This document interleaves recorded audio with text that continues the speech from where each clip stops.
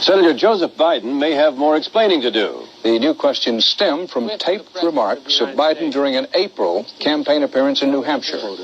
I went to law school on a full academic scholarship, the only one in my class to have a full academic scholarship. Went back to law school and, in fact, ended up in the top half of my class.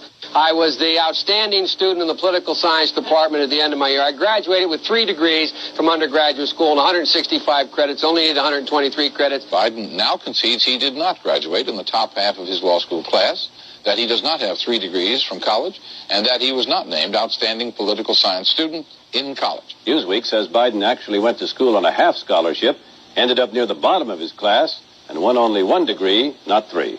Joe Biden ranked 76th in a class of 85 at the University of Syracuse Law School. I mean, this guy comes off this whole thing as a flyweight. Now Biden says Newsweek is right. His memory had failed him. And I'd be delighted to sit down and compare my IQ to yours if you'd like, Frank. Joe Biden was victimized by the truth. Bye-bye Biden. He may not know it yet, but I think this is going to be very difficult for him to recover. Is Joe Biden dead meat, yes or no? I think so. Bob? Terminal condition. Terminal. Eleanor? Yes, unless he comes in third in Iowa. Morton? Dying. I say dead. Democratic presidential candidate Joseph Biden today faces a controversy. 3 weeks ago at a debate at the Iowa State Fair, he used phrases identical to those delivered by British Labour Party leader Neil Kinnock. Biden seemed to be claiming Kinnock's vision and life as his own. Why is it that my wife is sitting out there in the audience, is the first in her family to ever go to college? Why is Gladys the first woman in her family in 1,000 generations to be able to get to university? My ancestors who worked in the coal mines in northeast Pennsylvania don't come up after 12 hours and play football. 8 hours underground and then come up and play football. It's because they didn't have a platform upon which to stand. There was no platform upon which they could stand. The notion that every thought or notion or idea you'd have to go back and find and attribute to someone, I think is, quite frankly, ludicrous. The problem here is that Senator Biden told his audience he'd just been thinking about these things, and he failed to give any credit at all to his famous British speechwriter. You know, I was thinking on the way over here. Now, that's a little too much, because, as you point out, what's behind the words? What's there? And a lot of people, the rap on Biden has always been that it's just a surface. I should have said, to paraphrase Neil Kinnock, it's the only time I didn't, and all the times I've ever used it.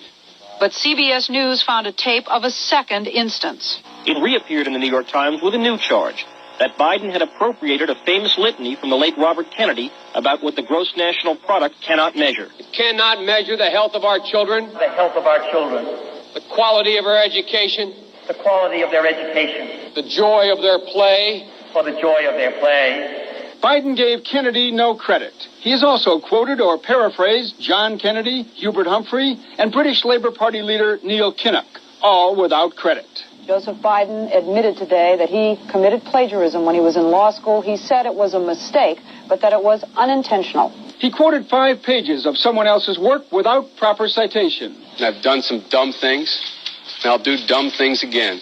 He was given an F. So, ladies and gentlemen, I've been dumb. To the political community in Washington, it all seems of a piece. Plagiarism at law school, plagiarism on the stump. The great communicator. Strike that.